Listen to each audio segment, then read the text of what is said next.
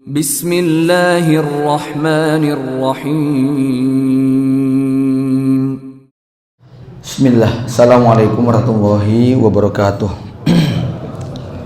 Innalhamdulillahi nahmaduhu wa nasta'inuhu wa nastahdih wa natubu ilaihi wa na'udzu billahi min syururi anfusina wa sayyiati a'malina. May yahdihillahu fahuwal muhtadi wa may yudlil falan tajida lahu waliyyan mursyida. Asyhadu an la ilaha illallah wahdahu la syarika lahu wa asyhadu anna Muhammadan abduhu wa rasuluhu la nabiyya wa la rasula ba'dah. Allahumma shalli ala Muhammadin wa ala Muhammad kama shallaita ala Ibrahim wa ala ali Ibrahim innaka Hamidum Majid. Usikum wa iyaya nafsi bi taqwallah faqad fazal mu'minun muttaqun. Di bagian kedua saya ingin bicara tentang mindset pernikahan. Ya. Karena mindset ini menjadi penting. Persepsi orang yang pacaran itu berbeda dengan persepsi atau mindset orang yang menikah. Ya, imajinasi jomblo tentang sosok istri yang nanti kelak akan begitu dan begini itu berbeda ketika kita nanti sudah masuk dalam dunia rumah tangga yang sebelumnya.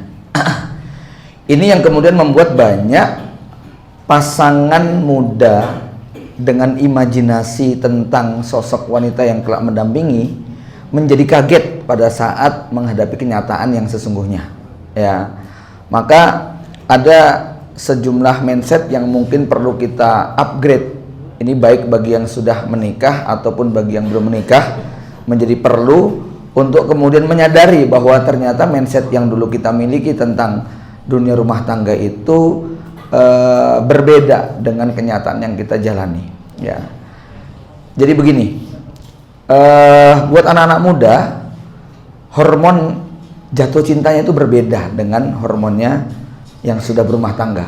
Ya, hormon anak muda ketika jatuh cinta itu mirip seperti kobaran api yang membara, tapi bahan bakarnya hanya ranting dan daun-daun kering, merah, bergejolak, begitu membara, tapi kalau buat masak nggak mateng, cuman bisa bikin panci gosong gitu kira-kira. Ya, lautan kan ku seberangi, gunung kan ku daki, halilintar ku lewati. Mas kemarin kemana mas? Ya, kok kemarin nggak datang malam minggu gitu ya, gerimis gitu ya. Ya. Jadi antara mimpi dia dengan kenyataan sangat berbeda. Ya, nah beda kalau Anda bertanya, kalau Ustadz cintanya gimana? Kalau saya sekarang cintanya kayak kompor gas. Ya, kecil, biru, tapi mateng gitu loh ya. Ya, buat masak apa aja beres gitu loh. Ya, paling tidak barang buktinya ya 12 anak itulah begitu ya. Baik ya. Saya ingin mengingatkan buat anak-anak muda khususnya yang hari ini era kebebasan untuk mencari pasangan begitu terbuka. Potensi tiba-tiba datang sapaan itu lebih besar daripada kami-kami yang sudah melewati fase itu gitu ya. Kalau dulu buat generasi tua itu menikah memang prosesnya begitu simpel, datang kepada ustadz, kiai minta dicarikan jodoh lalu kemudian dapat. Tapi generasi muda hari ini potensi mencari di luar itu sangat terbuka dibandingkan dengan di zaman kami. Kemarin saya menghadiri satu walimah, saya tanya, gimana prosesnya? Ketemu di FB begitu ya. Ya. Jadi oh ya sudah ya. Ya. Maka ada beberapa hal yang coba kita selami. Pertama bahwa sosok wanita yang kita idam-idamkan itu seperti waktu kita memandang gunung yang biru. Ya, antum bisa koleksi aneka macam foto gunung di waktu sunset atau sunrise. Itu cantik sekali, gitu kan? Ya. Nah, waktu kita melihat mereka, ini seperti waktu kita punya bayangan tentang wanita yang mendampingi kita, persis seperti itu. Tapi begitu mulai akad, artinya mulai menjalani perjalanan, barulah kemudian kita tahu bahwa di gunung itu ada lembah yang dalam, ada jurang yang curam, jalan yang terjal, hawa yang dingin, jalan bebatuan, semak belukar yang duri-durinya tajam, dan kita baru mulai merasakan. Ya, itu mereka yang bilang, suamiku kaulah the best pendamping, itu belum pernah ngerasakan bagaimana tabung gas habis, beras habis berbarengan gitu loh ya. Ya, dia bisa komentar kayak begitu ketika di bulan-bulan awal. Ingat waktu kita melihat gunung itu, yang kita pikirkan bahwa kita bukan pengen mendaki semalam terus turun, tapi kita akan tinggal di sana dalam rentang waktu yang sangat panjang. Ibadah yang paling berat itu menikah. Ibadah sholat itu dimulai dari takbiratul ihram sampai salam. Ibadah puasa dari terbit fajar sampai matahari terbenam. Ibadah zikir pagi petang itu dibaca 5 menit 10 menit kelar. Ibadah haji jatahnya 40 hari, prakteknya 7 hari selesai. Ibadah umroh paketnya 9 hari, prakteknya 7 jam rampung. Ibadah menikah ini dimulai dari angkah tuka wa zawajtuka berakhir hatta zurtumul maqabir. Nggak ada yang berniat, ya saya coba 2 tahun dulu tat, begitu ya. Nggak ada kan? Ya. Target kita sampai akhir kan. Makanya ada anak bertanya sama bapaknya, "Pak, berapa sih biaya nikah?" Ya saya bilang, "Nggak tahu nak ya. Sampai hari ini tuh Abi masih membiayai ibumu gitu loh ya. Belum selesai gitu ya." Ya. Maka mindset kita tentang pernikahan ini adalah sebuah instansi, lembaga resmi, menjadi satu-satunya jaminan untuk keberlangsungan tetap disembahnya Allah di muka bumi. Karena dengan berkeluarga kita berketurunan berarti menjaga keberlangsungan anak manusia dan proses berumah tangga kita dalam rangka agar Allah tetap disembah di muka bumi, sehingga polanya tentu berbeda dengan mereka yang sekedar berketurunan. Ada proses pendidikan buat istri dan anak kita, ada proses pewarisan nilai bahwa sebelum kita mati mereka kita tanya mata buduna mim ba'di sebagaimana Yakub kepada 12 anaknya, ya. Ini mindset yang harus kita pegang terkait dengan rumah tangga, ya. Maka tadi ketika kita memandang gunung indah, seneng dengan gunung tersebut, yang perlu dipikirkan adalah instalasi untuk bertahannya kita di gunung tersebut dalam rentang waktu yang cukup panjang. Ingat, bukan cuma pengen mendaki semalam, kita pengen tinggal di sana selamanya. Berarti saluran air kudu disiapkan, jaringan listrik kudu dipasang, kita datangkan material untuk membangun gedung, sehingga ya dalam konteks pernikahan bukan koleksi gunung yang perlu disiapkan, gitu loh ya, bukan koleksi gambar gunung, fulanah begitu ya, bukan gitu ya.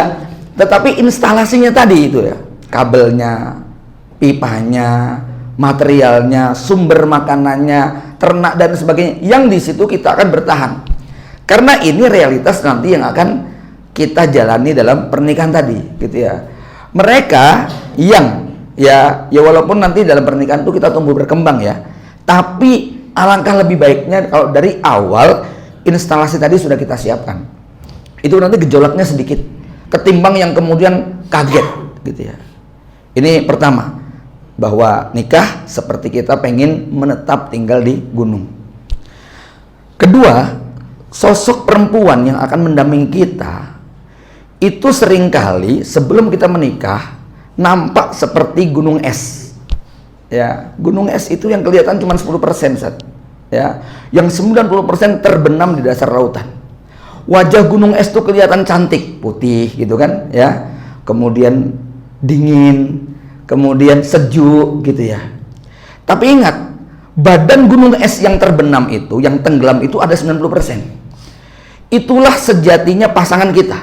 Yang waktu kita menikah hanya bisa kita lihat casingnya. Tidak ada daya tarik yang membuat kita tergoda dengan wanita kecuali penampilan luarnya. Kita tidak pernah tahu dalamannya seperti apa. Kaitannya dengan mentalnya, spiritualnya, emosinya, itu masih terlalu dalam sekali. Apalagi buat kita yang ta'aruf sekedar nama, tempat tanggal lahir, berat badan, tinggi, ya. Mana kita kemudian mengerti, ya. Kecuali bahwa oh ya dia di pondok begini. Oke deh, itu penjajakan. Tapi itu belum cukup untuk kemudian kita menyelami seperti apa dunia pernikahan. Kalau kemarin ada alumni kita yang menikah dengan pihak luar lalu diizinkan untuk tetap ngajar di tempat kami, ya, kita curiga seberapa daya tahan kamu membiarkan istri kamu ngajar sementara kamu tinggalnya di rumah jauh. Istri berangkat pagi pulang sore begitu. Nggak apa-apa kok Us, diizinkan kok sama suami saya, nanti pulangnya seminggu sekali begitu kan ya. Ya coba aja, belum ngerasakan jadi suami istri kan, ya. Akhirnya kalau nggak salah hari pertama itu niatnya seminggu sekali, sudah tiap hari PP, begitu loh, ya.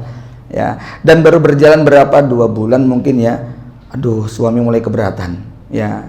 Kita bilang ya, wong hiburan Anda cuma satu, itunya doang kok, begitu ya. Ya, kok kemudian mau dilepas lebih lama sementara Anda di rumah tidak ada dia, ya. Jadi kita tidak mengetahui sosok wanita itu kecuali nanti setelah melalui proses pernikahan yang panjang. 5 tahun, 10 tahun itu belum cukup loh untuk mengetahui siapa dia. Maka ada yang mengatakan ada yang lebih misterius dari tasawuf, ada yang lebih tersembunyi dari filsafat isi hati wanita, gitu ya. Itu nggak bisa ditebak, ya. Dia seperti gunung es. Jadi begini, ketika kita melihat gunung es, maka kita mencoba menyelami. Untuk menyelami hati mereka, melihat semua relung daripada sudut dan sisinya, kita butuh menyelam. Tapi kalau kita tidak punya alat selam yang cukup, kapal selam yang kuat, maka makin nyelam, makin nyesek, makin sesek napas, gitu loh, ya. Makin tertekan hidup kita. Anda makin mengikuti kemauan istri itu makin, masya Allah, berat banget gitu kan, ya. Maka yang dibutuhkan adalah kapal selam yang kuat, dalam arti ilmu yang cukup untuk memahami semuanya. Dan itu seumur hidup belum cukup loh ya, untuk memahami semuanya. Kenapa? Karena pernikahan bukan benda mati yang statis, tapi dia adalah mikroorganisme yang dinamis, ya. Dia bukan kemudian segitu-gitu aja.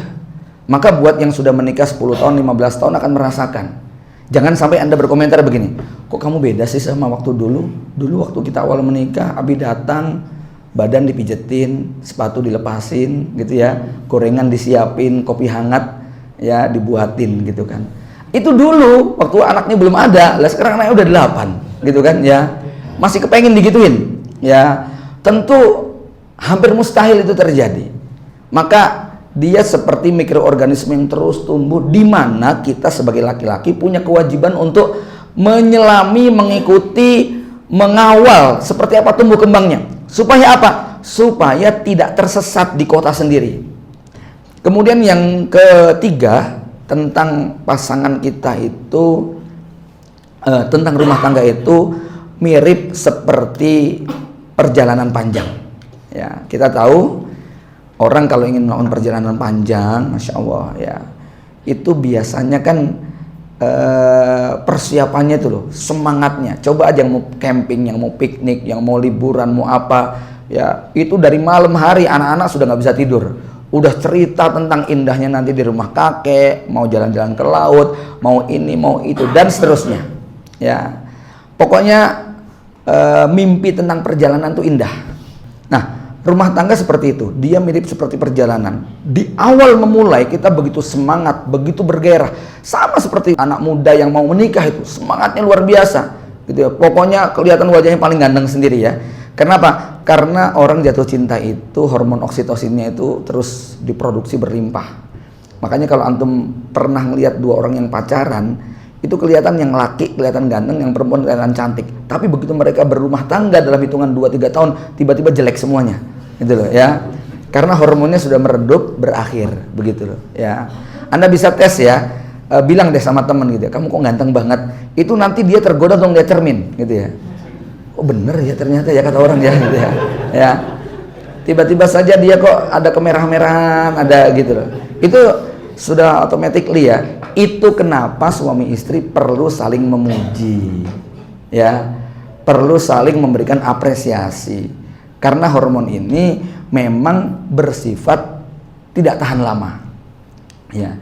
Ini hormon yang membuat orang bisa ngobrol berjam-jam sampai tengah malam ya. Ini hormon yang membuat pasangan, bukan pasangan ya, laki perempuan yang pacaran itu bisa ngechat lawannya walaupun recehan, itu bisa tahan lama, nggak bermutu sekalipun ya. Apa jadi ditanyain ya, udah makan belum, makan apa, makan di mana, sama siapa gitu ya. Itu bisa kalimat-kalimat itu keluar tanpa kita capek gitu ya. Apalagi ketika mereka sedang memasuki fase-fase ya tadi ya, tepatnya jatuh cinta, kasmaran, energinya memang berlipat. Cuman sayangnya hormon ini dia sifatnya bertahan sementara. nanti begitu berumah tangga hormon ini hilang. Ya, kalimat-kalimat yang dulu pernah terucap, ya, perilaku-perilaku dulu yang pernah terjadi itu sudah tidak ada ruh, nggak ada gairahnya. Ada satu klien saya tuh ngomong begini, Tat, dulu Mas Fulan itu teman sekelas saya, ya, dulu tuh Tat, ya, sebelum nikahin saya, ya Allah, itu pulang kuliah dia sempet-sempetnya beliin martabak saya, gitu kan, ya, dibela-belain nengok saya sakit, sekarang boro-boro, gitu ya. Ya, memang hormon ini harus dijaga, ya, dijaganya dengan banyak kejutan-kejutan, bikin kejutan yang membuat dia itu tahu-tahu pulang dibawain apa, gitu ya, ya, aku bawa kejutan, ya. Nggak bawa apa-apa, terkejut ya. Wah, dia terkejut begitu ya. Ternyata nggak bawa apa-apa, mengejutkan begitu ya. Oke. Nah, dalam perjalanan itu ya, mulailah kita menemukan apa?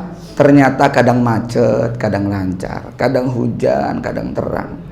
Ya, terbayangkan ketika kasus tol mana itu yang macet sampai 2 hari 3 hari. Ya, ini di perjalanan kayak begitu. Rumah tangga juga seperti itu. Ya, kadang ada halangan, kadang jalan berlubang, kadang ditabrak dari belakang.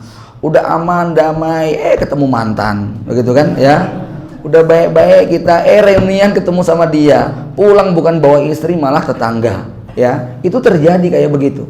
Ya. Ikhwan fillah rahimakumullah, dalam perjalanan ini banyak sekali lika-liku yang bisa kita alami, kita jalani, ya. Lazimnya kita melewati jalan. Ada perempatan, ada perlimaan, ada pertigaan. Kita tuh ribut dengan pasangan bukan karena beda manhaj loh. Bukan karena beda akidah, insya Allah ya.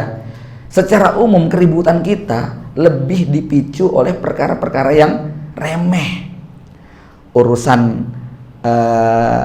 beli meja kursi, cara natanya, laki-laki merasa dia yang keluar uang, dia punya hak untuk mengatur, sementara istri merasa sebagai menteri dalam negeri yang punya kuasa, kan begitu. Dan maaf, 5-10 tahun pertama egoisme kita kepada pasangan sangat dominan, yang laki-laki ingin menunjukkan kejantanan sebagai pemimpin yang berkuasa, sementara perempuan dulu punya mimpi dan harapan sebelum menikah dengan dia. Ya, maka begini, ini ada mindset tentang perbedaan laki dan perempuan sebelum menikah. Ya, laki-laki sebelum menikah itu seperti pendaki. Pos 1 maju terus, pos 2 maju terus, pos 3 sampai puncak ngapain? Ngeletak, begitu kan? Ya, udah selesai, energinya berakhir. Ya. Sama seperti pemburu, sebelum dia mendapatkan binatang buruannya, dia akan berlari sekeras-kerasnya, sekuat tenaga, nggak peduli berapa anak panah yang lepas, nggak peduli berapa peluru yang lepas, pokoknya terus. Tapi begitu ayam hutannya yang diburu tadi kena, apa yang dilakukan? Ya udah duduk manis, gitu kan? Nunggu ayamnya dibakar, nunggu mateng sambil santai. Dia sudah nggak punya energi lagi. Ini banyak terjadi pada pasangan yang sebelum menikah begitu menggebu-gebu. Belajar buku Kupinang Engkau dengan ya basmalah, begitu kan ya. Saya hampir ngomong dengan hamdalah gitu ya. Ya. Kupinang Engkau dengan basmalah, kemudian kado pernikahan itu semangatnya biasanya sebelum menikah. Hukum fikih nikah gitu kan, itu sebelum menikah. Tapi begitu selesai menikah tiba-tiba rampung, begitu kan. Udah al-muhim amaliyah begitu loh kan ya. Ya. Ya. Oh, dirosah miroron begitu kan ya. Jadi sudah berubah itu ya. Ikhwan fillah rahimakumullah. Nah, jadi begini. Perbedaan antara laki dengan perempuan ketika belum menikah, laki-laki tadi seperti pemburu, seperti pendaki. Begitu dia sampai di puncak, rampung. Begitu dia akad, besoknya sudah membiasa. Ya. Tidak seperti dulu perhatiannya. Ini saya bicara mindset orang luar ya. Yang sebelum menikah itu sudah ada komunikasi, interaksi dan lain sebagainya, ya, atau setidaknya PDKT dan seterusnya, sesuatu yang dulu itu betul-betul bagi si perempuan begitu sangat terkenang, ya, tapi setelah berumah tangga ternyata hilang. Bagi laki-laki saat dia sudah menikah, kemudian menyaksikan istrinya masak sambil kakinya ngepel, sambil mungkin melakukan aktivitas rumah tangga, sementara laki-lakinya duduk manis di depan HP-nya, itu dia nggak merasa salah, gitu ya. Tugas dia udah selesai, ya. Tapi bagi perempuan itu dianggap tidak perhatian, egois, nggak peduli, ya. Ini yang membuat banyak perempuan merasa sendirian, ya. Sisi lain lagi, tidak ada yang berubah pada laki-laki setelah dia menikah. Sementara banyak perempuan yang pasca menikah, semua mimpi dan harapannya berubah. Laki-laki yang belum menikah hobi futsal, habis nikah ya tetap futsal. Yang sebelum menikah hobi touring, habis nikah ya tetap touring. Yang sebelum menikah itu di bagian kesantren ya tetap aja habis nikah tetap bagian kesantrian, gitu kan ya. Sebelum menikah bagian K3 ya habis nikah ya bagian K3, gitu kan. Beda dengan perempuan. Ya, dulu mimpinya jadi guru TK, nikah dengan ikhwan, dibawa ke Kalimantan, kerja di batu bara. Nggak ada itu anak-anak TK di sana, gitu kan ya. Ya sudah, dia manut apa kata suaminya. Dulu sebelum nikah dia mimpi pengen jadi penulis, pengen jadi ini itu dan sebagainya. Habis nikah punya anak nggak rampung-rampung, gitu kan ya. Akhirnya sibuk dengan ngurusi anaknya. Dulu sebelum nikah dia punya mimpi pengen bisnis ini, bisnis itu dan sebagainya. Habis nikah suaminya bilang, udah jangan, ya aku yang tanggung jawab, ya jualan itu berat, biar aku aja, ya, gitu ya. Itu saya, gitu ya. Ya, makanya saya nggak mengizinkan istri untuk jualan, gitu ya. Dulu mau jualan, saya bilang jangan, jualan itu berat, begitu ya. Ya, baik, ya. Maka di sini suami kudu memberikan ruang yang cukup kepada pasangan, bahwa apresiasi dia, mimpi dia, harapan dia sebelum menikah tetap diberi ruang, ya. Tapi maaf, suami lagi-lagi nih berangkat karena ego lebih dominan, gitu kan. Dia ingin menunjukkan bahwa dia adalah pemimpin. Disitulah pemimpin punya otoritas, apalagi berbekal dalil yang banyak. Mau masuk surga nggak mau, begitu kan ya. Taat sama suami, begitu kan ya. Itu sering menjadi kunci bagi laki-laki untuk kemudian atas nama taat dia memaksakan hal itu kepada pasangannya, ya. Maka menarik kalau kita lihat ayat-ayat semuanya berbicara tentang wa ashiruhunna bil ma'ruf, gitu kan ya. Bermuasyarah dengan cara ma'ruf. Ma'ruf itu kan memuat dua hal ya. Satu, sesuai dengan syariat. Dua, tidak bertentangan dengan uruf atau adat istiadat, ya. Baru dia bisa terasa ma'rufnya.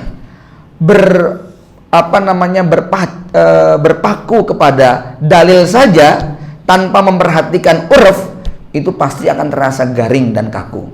Tapi bertopang kepada uruf, menyelisih dalil, itu jelas pelanggaran syariat, ya. Makanya ma'ruf ini masing-masing tempat, masing-masing zaman itu bisa nanti berbeda itu perlakuan kita dengan pasangan, ya. Ikhwan fillah rahimakumullah.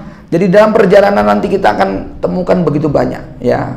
Kadang penyempitan jalan, belum diuji kan dengan anak sakit, belum diuji dengan istri yang harus bed rest, ya.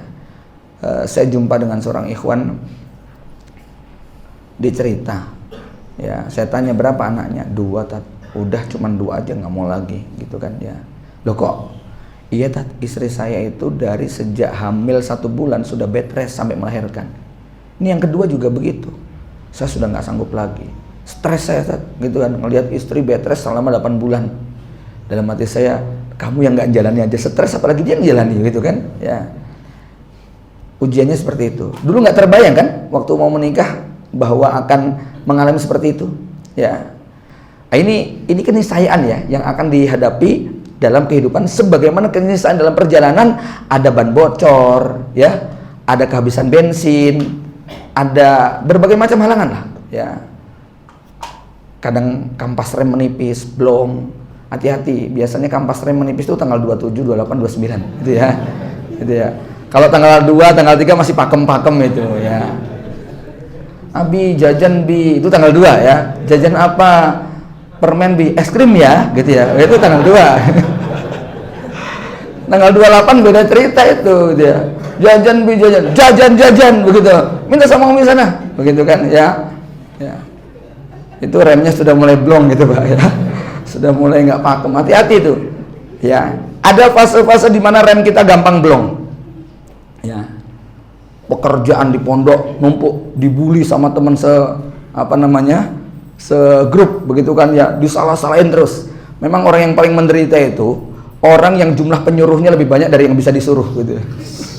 Semuanya nyuruh dia terus gitu kan ya. Aku nyuruh siapa nih ya? ya. Mungkin kan ada tuh orang kayak gitu ya. Di pondok disuruh, di rumah disuruh, ya di tengah disuruh terus begitu kan ya. Padahal dia pemimpin gitu ya. Tapi ya inilah ya satu fase di mana tadi kita harus kontrol betul itu ya. Bahan bakar kita tuh kadang-kadang gampang habis ketika di suasana tertentu. Maka ilustrasikanlah perjalanan rumah tangga kita seperti perjalanan lazimnya ya. Maka perjalanan itu akan nikmat kalau ya satu, kita ngerti tujuan ya. Ini bukan tentang wajah tampan, kantong tebal, popularitas wow, tapi ini tentang seberapa kita memahami tujuan daripada pernikahan. Ini yang tidak dimiliki oleh mereka yang hanya mampu melihat nikah itu kebutuhan seksual belaka ya. Kalau kita harus agak naik level ya, bukan sekedar ideologis, apalagi kok biologis, tapi harus strategis ya. Silakan ditafsirkan strategisnya itu nanti kayak apa begitu kan. Tapi saya mencoba untuk menanamkan hal itu kepada anak-anak. Nggak cukup hanya sekedar ideologis, apalagi kok cuman biologis.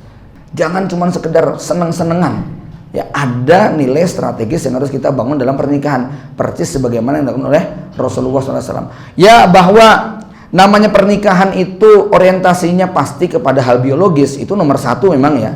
Ya nomor satu itu urusan biologis. Jadi kalau saya ditanya nikah itu alasannya apa sih? Ya alasannya satu, suka begitu kan ya. Mbok ditawari kayak apa, kalau nggak suka, nggak srek, nggak jadi kan gitu kan ya. Maka ayatnya kan berbunyi fankihuma tobalakum minan nisa. Tadi ada menarik ya pembahasan di fikih nikah itu. Di situ disebutkan dalam Al-Wajiz Abdul Azim Badawi bahwa kan ayatnya berbunyi wa min ayati an khalaqalakum min anfusikum azwaja litaskunu ilaiha wa ja'ala bainakum mawaddatan wa rahmah inna fi dzalika laayatil liqaumin yatafakkarun. Ada sakinah, ada mawaddah, ada rahmah. Dalam salah satu tafsirnya Ibnu Abbas menyebutkan sakinah itu hubungan badan. Litaskuna ilaiha ay litajma'aha. Ya.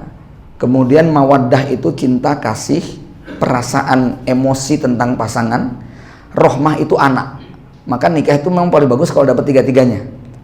Ada hubungan badan, ada emosi perasaan cinta dan kasih sayang, dan ada anak keturunan. Ada sakinah, ada mawaddah, nggak ada rahmah, sepi gitu ya. Ada sakinah, ada mawaddah, nggak ada rahmah, sepi. Ada sakinah, ada rahmah, nggak ada mawaddah, garing gitu kan ya. Tapi itu masih lumayan daripada ada rahmah, ada mawaddah, nggak ada sakinah. Itu anaknya siapa begitu kan. Oke. Ya. Nah, di situ Abdul Azim Badawi menyebutkan Allah sangat menghasung kepada hamba-hambanya untuk memiliki rasa cinta kepada pasangannya. Karena rasa cinta ini ya yang membuat hubungan mereka berdua tetap terjaga. Ya. Sebagaimana rasa cinta ini ya akan membuat iblis jadi putus asa untuk memisahkan keduanya. Jadi begini, di situ disebutkan begini. Kenapa seorang suami kudu ngalah, ya, nggak fokus mengambil haknya, lebih prioritas memenuhi hak pasangannya supaya rasa cinta itu tetap terjaga. Ya, ketika rasa cinta itu tetap terjaga, maka pasangannya akan langgeng, dan itu merupakan perbuatan yang sangat menjengkelkan iblis. Karena target iblis adalah membisikkan semua perkara yang yufarriqu bihi bainal mar'i wa zauji. Targetnya adalah yufarriqu bihi bainal mar'i wa zauji. Maka semua upaya dan perilaku yang membuat keduanya saling mencintai, saling bisa menikmati hubungan, itu adalah perbuatan yang dibenci oleh iblis. Kira-kira logika berpikirnya seperti itu. Ya, karena Allah ingin menggabungkan pasangan suami istri dengan rasa cinta, sakinah, mawaddah, dan rahmah. Maka upaya untuk menjaga ketiganya ini adalah upaya yang dibenci oleh iblis, karena targetnya iblis adalah yufarriqu bihi bainal mar'i wa zawjihi. Ya. Nah, ikhwan fillah rahimakumullah, kembali kepada pembahasan tadi bahwa nomor satu tujuan pernikahan kita jelas. Kita meyakini bahwa ini bagian daripada ibadah. Target kita bukan cuma kumpul senang-senang di dunia, punya anak keturunan, tetapi target kita adalah wal malaikatu yadkhuluna alaihim min kulli bab salamun alaikum bima sabartum. Ketika wa man sholaha min abaihim wa azwajihim wa zurriyatihim wal malaikatu yadkhuluna alaihim min kulli bab salamun alaikum bima sabartum fa ni'ma uqbadar. Ini adalah salah satu gambaran paling membahagiakan ketika masuk surga bareng dari bapak kakek, istri-istri, anak cucu ngumpul bareng satu ruang. Ya kalau ilustrasinya begini deh. Antum dapat tiket menginap di hotel berbintang, kamar VVIP, lantai 15, tapi anak istri di basement. Kira-kira gimana perasaannya? Ya. Itu AC dingin jadi panas, kursi empuk jadi keras, makanan lezat jadi nggak terasa karena kita terpisah dengan mereka. Walaupun nanti kalau sudah di surga itu ini ya, dicabut itu semua rasa sedih, rasa gundah gitu kan. Suami yang ditakdirkan istrinya masuk neraka, ya tetap Allah akan kasih kebahagiaan diganti dengan yang lebih baik. Tetapi Allah menggambarkan di antara puncak kesempurnaan kenikmatan itu ketika masuk surga bareng-bareng, lalu malaikat berbaris masuk di pintu surga dengan mengucapkan salamun alaikum bima sabartum. Ini tujuan kita berumah tangga. Yang kedua, kita sudah ngerti jalur dan rute. Karena kalau kita nggak ngerti jalur dan rute, ya, maka nanti ketika ada kemacetan kita bingung. Bisa lu tertahan berjam-jam. Tapi kalau kita ngerti jalur tikusnya, oh lewat sini bisa, lewat sini lebih cepat, ya, maka kita akan tidak tertahan. Suami yang ngerti, oh ini istri ngambek, ini lewat jalur tikusnya lewat mana ya? Oh biasanya diajak ke mall sembuh nih, gitu ya. Ya, oh biasanya diajak duduk berdua makan di Simo Chicken rampung nih. Itu harus ngerti jalur-jalur kayak begitu, gitu kan ya. Oh ini ngambeknya kayak begini, biasanya kalau kayak gini cuman dipeluk saja rampung. Oh kalau kayak gini harus pakai disuapin segala, gitu kan. Oh kalau kayak begini dikasih voucher belanja, gitu kan ya. Itu jalur-jalur tikus untuk mengetahui kita cepat keluar dari masalah, ya. Karena ada pasangan-pasangan yang ketika ada masalah cuma diem aja, bahkan kemudian marah. Repotnya lagi waktu marah kebalik. Teorinya kan begini, waktu kita marah itu boleh nggak? Boleh nggak? Yang nggak boleh marah-marah, ya. Jadi apa bedanya marah dengan marah-marah? Marah-marah itu meluapkan rasa tidak suka secara lepas kendali, ya. Marah itu kan suasana di dalam hati, ya. Nggak apa-apa, kita nggak suka dengan si fulan, kita marah, tapi kita nggak boleh marah-marah. Nah repotnya di antara kita ada yang waktu marah malah bicara, gitu ya. Harusnya waktu marah itu kita diam. Marah ini ada fasenya. Nanti dia memuncak. Nah waktu memuncak ini kita harus diam, nggak boleh bicara. Dan itu anjuran dalam Islam. Ketika marah itu diam, ya. Diamnya bisa dengan cara duduk, bisa dengan cara berbaring, bisa dengan cara wudhu, sholat dan seterusnya. Nanti dia reda. Setelah reda baru bicara. Mi, tadi itu sebenarnya begini loh, ya. Nah sebagian kita ada yang kebalik. Waktu marah ngomong, gitu kan. Waktu reda malah diem. Rampung nggak kira-kira? Ya. Nah, itu yang bikin kemudian persoalan tidak selesai, ya. Harusnya waktu ketika marah kita diam, waktu dingin kita baru kemudian bicara. Tadi itu persoalannya begini, kenapa Abi terlambat, kenapa Abi nggak langsung, tadi ada begini dipanggil Ustadz dan seterusnya, ya. Nah kita bicara kayak begitu tuh baru bisa diterima. Tapi kalau saat itu kita segera bicara, ingat psikologi orang menumpahkan kemarahannya pasti dia merasa dalam keadaan benar. Jadi kalau ada siapapun yang sedang marah-marah, itu pasti dia sedang merasa benar, ya. Karena nggak mungkin kalau merasa salah kok marah-marah, gitu ya. Pasti dia merasa benar. Kalau merasa salah mesti begini, gitu ya. Kalau merasa benar dia berani mengatakan kamu kenapa begini dan sebagainya, karena merasa benar. Pertanyaannya, orang merasa benar itu benar apa salah? Salah, gitu kan ya. Nah dalam posisi salah kok bicara, potensinya pasti salah. Maka sebagian besar orang kalau meluapkan kemarahannya direkam, semerasa benar apapun suruh nonton mesti malu, gitu kan ya. Itu pasti itu. Orang lagi marah-marah kayak itu meluapkan kemarahannya terus direkam, siapapun dia, mau ustadz, mau kiai, mau polisi, mau siapa saja, ketika marah-marah direkam, mesti dia nggak suka. Itu tanda bahwa yang dia lakukan sebenarnya adalah salah. Ya, nah, lebih berbahaya lagi kalau kemudian kita meluapkan kemarahan itu kepada wanita. Ya, sosok yang apa-apa pakai rasa dan emosi, bukan pakai logika. Ya. Nah, kalau istri marah-marah kepada suami punya proteksi, dia punya logika. Logikanya apa? Ini saya sedang menghadapi naqisatul akli, orang yang akalnya kurang, gitu kan ya. Dia logikanya panjang, istri naqisatul akli, kan begitu. Ya, kita lagi menghadapi gelas kaca, bukan gelas plastik yang dibanting mental, kan gitu.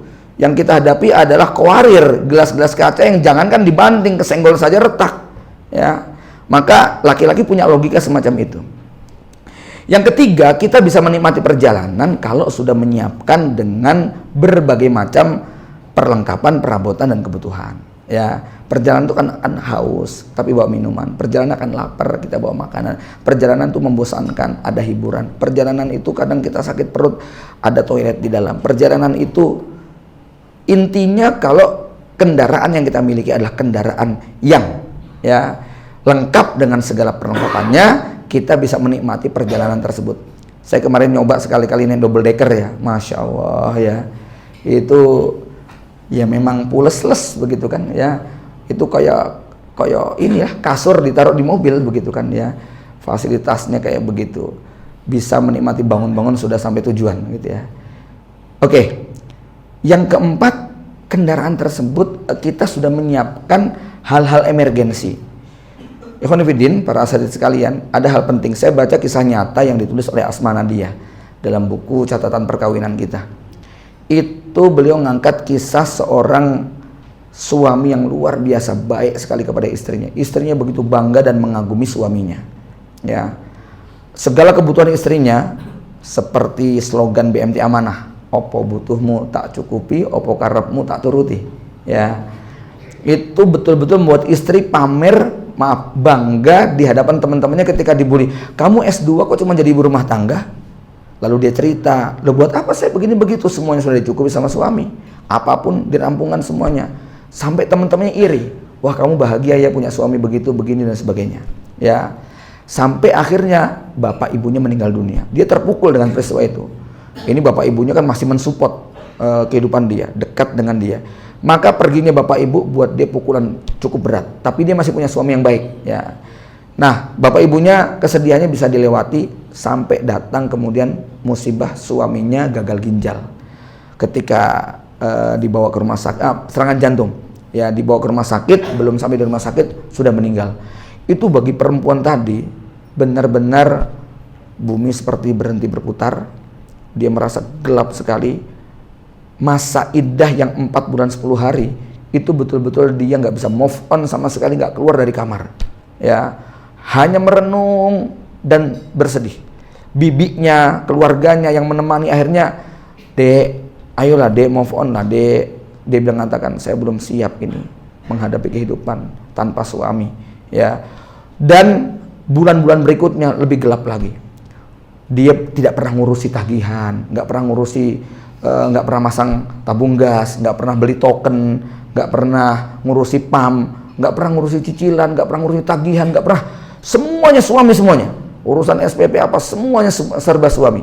Dan ketika dia kemudian kehilangan suami, dia baru kemudian kelimpungan. Dia nggak ngerti, tiba-tiba tumpukan tagihan, catatan, cicilan ini banyak sekali di rumahnya. Ya, suaminya masih punya tanggungan ini itu dan semua yang tidak pernah dikomunikasikan kepada pasangan. Mungkin niatnya bagus, dia pengen udahlah istri nggak perlu tahu lah begitu kan. Sampai anak-anaknya nggak keurus, anaknya kurus, nggak sekolah, nggak diberi makan, nggak mandi dan sebagainya. Sampai berbulan-bulan dan itu sampai di angka 2 tahun. Ya, nah ini pelajaran buat kita bahwa membahagiakan istri kadang-kadang beda tipis dengan investasi kejahatan masa panjang, gitu loh ya. Iya. Gitu loh, menyenangkan, ini lupa bahwa besok ya itu suami nggak ada. Ikhwan fillah rahimakumullah, saya cukupkan dulu sampai di sini. Sementara ini mindset tentang pernikahan, mudah-mudahan bermanfaat. Assalamualaikum warahmatullahi wabarakatuh.